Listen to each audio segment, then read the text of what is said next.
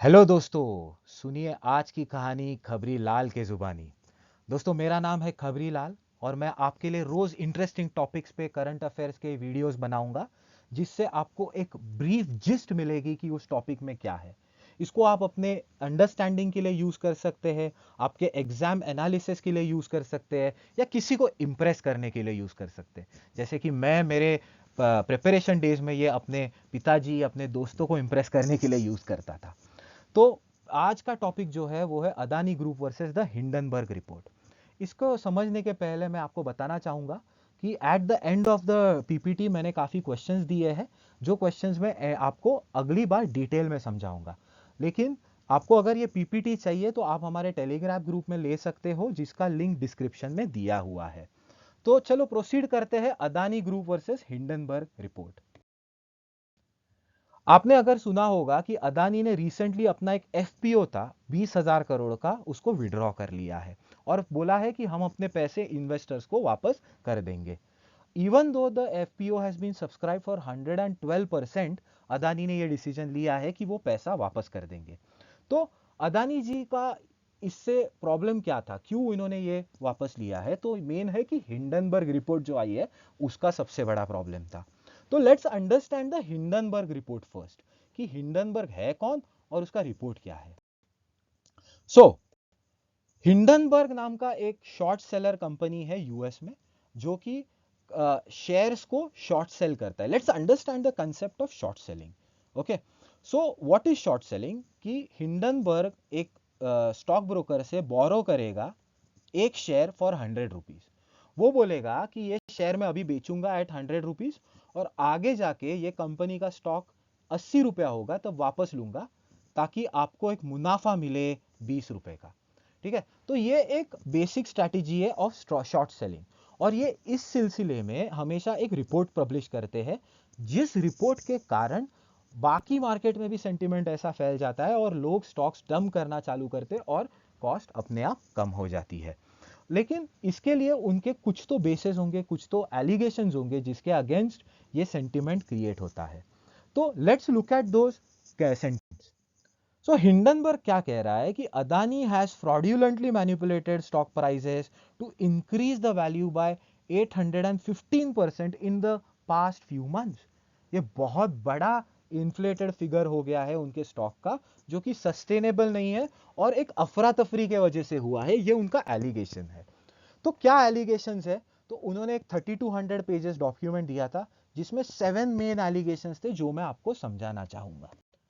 सो पहला एलिगेशन है उनका कि Hindenburg believes that Adani associates have some past run in with laws. मतलब क्या वो कहना चाहते हैं कि पहले अदानी ग्रुप के जो भी बोर्ड ऑफ डायरेक्टर्स है या लोग हैं, उनके काफी सारे फ्रॉडुलेंट ट्रांजैक्शंस पहले हो रखे हैं और फिर भी वो बोर्ड ऑफ डायरेक्टर्स में काम कर रहे हैं। सेकंड उनका एलिगेशन ये है कि भाईचारा बहुत ज्यादा चल रहा है अदानी ग्रुप में। फॉर एग्जाम्पल, विनोद अदानी जी, जो उनके अदानी गौतम अदानी के भाई है, उनके एक काफी सारे शेल कंपनीज है या लेटर बॉक्स कंपनीज है, उसमें अदानी ग्रुप पैसा इन्वेस्ट करता है या ट्रांजैक्शन दिखाता है, और वो पैसा वापस विनोद अदानी जी गौतम अदानी जी के कंपनीज में री इन्वेस्ट करते हैं। एज अ लिस्टेड कंपनी आप अपना पैसा वापस स्टॉक मार्केट में नहीं इन्वेस्ट कर सकते हो, क्योंकि वो एक इनसाइडर ट्रेडिंग का केस हो जाता है। तो ये एक सेकेंड एलिगेशन है। थर्ड एलिगेशन उनका ये है, वो कहना चाहते हैं कि 87 मिलियन डॉलर्स एक आदि कॉर्प नाम के कंपनी को उन्होंने दिया है, अदानी जी ने। आदि कॉर्प मतलब इतना भी क्रिएटिव फ्रीडम नहीं लिया कि कोई नया नाम रखे। तो अदानी आदि कॉर्प में इन्वेस्ट करता है और आदि कॉर्प फिर से वो पैसा अदानी पावर में इन्वेस्ट करता है। तो इस तरह से उनका ट्रांजैक्शन अगेन एक साइकिल बन जाता है। और 87 मिलियन डॉलर्स अगर आप इन्वेस्ट करते हो एक कंपनी में, तो काफी थोड़ा थोड़ा बहुत तो मुनाफा चाहोगे। तो उस कंपनी में सिर्फ $97,000 का प्रॉफिट है, तो कैसे इन्वेस्ट किया आपने, ये पूछ रहे हैं। ऑब्वियसली नेक्स्ट एलिगेशन है, फोर्थ एलिगेशन, जिसमें वो कह रहे हैं कि काफी सिल्वर मर्चेंट नाम का एक कोई बंदा है, फिर एक मॉरिशियस बेस्ड कंपनी है, उन्होंने अदानी इंफ्रास्ट्रक्चर में पैसा इन्वेस्ट किया है।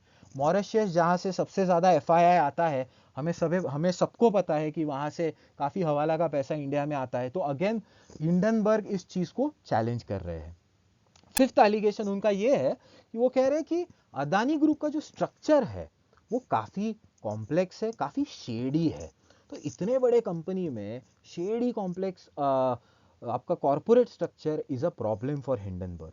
सबसे पहला वो कह रहे हैं कि उनकी सिर्फ 7 लिस्टेड कंपनीज के अंडर 578 सब्सिडरीज है, जो कि बहुत बड़ा नंबर होता है।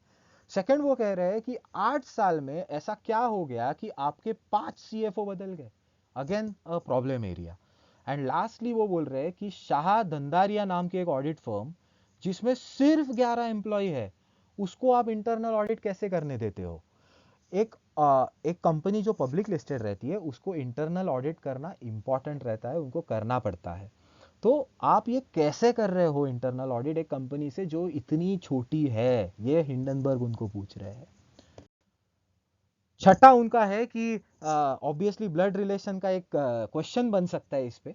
तो एलारा इंडिया अपॉर्चुनिटीज नाम का एक फंड है, उसके जो सीईओ है वो जतिन मेहता के काफी क्लोज एसोसिएट रह चुके हैं पास्ट में। अभी जतिन मेहता कौन है? जतिन मेहता के बेटे का विनोद अदानी के बेटी से शादी हुआ है। विनोद अदानी जी गौतम अदानी जी के भाई है, एज आई सेड। तो इसमें अगर आप एक क्वेश्चन बना सकते हो कि जतिन मेहता और विनोद अदानी का रिलेशन क्या है। ठीक है, अगर आप ये ब्लड रिलेशन सॉल्व कर सके तो कमेंट बॉक्स में जरूर मेंशन कीजिएगा। ठीक है, नेक्स्ट इज ऑब्वियसली वो बोल रहे हैं कि legal proceedings against the journalist. आप एक इतने बड़े कंपनी हो, पब्लिक स्क्रूटनी में हो, आप कैसे लीगल एक्शंस ले सकते हो जर्नलिस्ट के खिलाफ? Is one more thing that Hindenburg research is talking about. ठीक है, तो ये 7 एलिगेशंस मोटा मोटी मैंने आपको समझाए हैं। ठीक है, इसके अगेंस्ट आप समझ सकते हो कि किस तरह से ये फ्रॉड्यूलेंट ट्रांजैक्शंस हो रहे थे। तो अभी समझते हैं कि उसके रिपरकशंस क्या हुए हैं स्टॉक मार्केट पे। ठीक है, ये मीम परफेक्टली बताता है कि इंडियन स्टॉक मार्केट और अदानी ग्रुप का क्या इश्यू चल रहा है। 11.8 lakh crore has been wiped out in the last few days of the stock market because of this Adani report that has come out. तो बेसिकली इसका इम्पैक्ट दो जगह जो जन पे होता है, तीन जन पे majorly. One is your Adani group itself, second is the people who have lended to the Adani group, that is the banks, and third the mutual funds which are investing in the Adani group. Obviously उन पे भी problem आया है। तो आप देखोगे कि Adani group का तो शेयर गिरा ही, साथ में बैंक्स का भी शेयर गिरा। जैसे कि आगे देखेंगे कौन से बैंक्स है वो, जैसे कि IndusInd bank, SBI bank, Punjab national bank वापस एक बार प्रॉब्लम में, नीरव मोदी केस के बाद फिर से एक बार प्रॉब्लम में आती हुई पंजाब नेशनल बैंक। फिर आपके एलआईसी वाले, उनका भी प्रॉब्लम आ गया है। तो इन 4 जनों का मेजर स्टॉक फॉल हुआ है because of the Hindenburg report and because of their exposure to Adani. What is exposure? उन्होंने अदानी को लोन दिया है ऑब्वियसली, तो उनका अगर अदानी फॉल होता है तो उनका पैसा तो वापस आएगा नहीं, इसके कारण उनको प्रॉब्लम है। सिमिलरली अभी आरबीआई ने इसके लिए बोल दिया कि ओके बॉस, सब लोग बता दो किसने कितना पैसा दिया हुआ है। तो अभी ये चीज चल रही है कि आरबीआई ने बैंक्स को पूछा कि आपने कितना पैसा दिया हुआ है बताइएगा, ताकि हमें पता चले आपका एक्सपोजर क्या है टू अदानी ग्रुप। ठीक है, और ऑब्वियसली अदानी जी पे तो प्रॉब्लम आ ही गई है। थर्ड रिचेस्ट मैन थे जिसके हमें इतना प्राइड था, वो अब थर्ड रिचेस्ट से टॉप 10 में भी नहीं रहे हैं। $50 बिलियन उनका personal wealth has been wiped off. ठीक है, तो ये सबसे बड़ा प्रॉब्लम हो चुका है स्टॉक मार्केट में, और इस टाइम स्टॉर्म सा एक तूफान सा छाया हुआ है स्टॉक मार्केट में। सो चलो, ये था हिंडनबर्ग रिपोर्ट और उसके प्रॉब्लम्स और उसका issue on the Adani group. मैं आपको एक फन फैक्ट आज का बता दूं, फॉलो ऑन पब्लिक ऑफरिंग क्या होता है। तो पहले आता है एक आईपीओ, जब कंपनी पहली बार लिस्ट होती है, they submit their proposal to SEBI. Okay, SEBI is the organisation which takes care of और is the regulatory body of the stock market. उसके बाद आप आईपीओ करते हो, इनिशियल पब्लिक ऑफरिंग। उसके बाद आपको अगर और पैसा चाहिए तो आप और स्टॉक्स इशू करते हो, जो कि फॉलो ऑन पब्लिक ऑफरिंग कहा जाता है। यह पैसा आप रेस करके अपने कंपनी के डेट्स पे ऑफ कर सकते हो, या फिर मार्केट कैपिटलाइजेशन कर सकते हो, एक्सेट्रा। तो अदानी ग्रुप बेसिकली ये कर रहा था राइट नाउ। तो वो एक फॉलो ऑन पब्लिक ऑफरिंग में और पैसा रेज करना चाहता था, जो पैसा वो अपने और बहुत सारे एसेट्स और खरीदने में यूज करने वाला था। ठीक है, तो ये है आज का fun fact about FPO. Now let's move ahead to the questions. So मैंने काफी क्वेश्चंस बनाए हैं, अराउंड 4 to 5 क्वेश्चंस बनाए हैं। ठीक है, I will read out the questions and the options. I want you to answer these questions in the comment box, like 1 का answer A, 2 का आंसर 3 B वैसे। I will be discussing each of these questions in detail the next lecture that we have. Okay, so पहला question हम देखते हैं। A company which is listed on the stock exchange can raise more capital in the stock market by issuing A, IPO, B, FPO, C, debentures, D, bonds. ठीक है, next is who is the current chairman of SEBI? Okay, I have given 4 options, that is Madhabi Puri Buch, you have your Shaktikanta Das, you have Debashish Panda and Nitin Kamath. Let's move to the next question. The regulatory body overlooking the management of stock market in India is SEBI, EPFO, RBI, IRDA. Okay, next question is a little tricky, मैं थोड़ा सा difficult question बनाना चाहता था। What is the difference between institutional and retail investors? Unlike retail investors, institutional investors are eligible to buy preferred stocks. Unlike retail investors, institutional investors cannot issue a class action suit. Unlike retail investors, institutional investors do not buy the stocks at a discounted cost. Options है only 1, only 2, both 1 and 2 and all 1, 2, 3. तो इसके answers मैं अगली बार आपके साथ detail में discuss करूंगा। आप अभी कमेंट्स में डाल सकते हो कि इसके आंसर्स क्या है।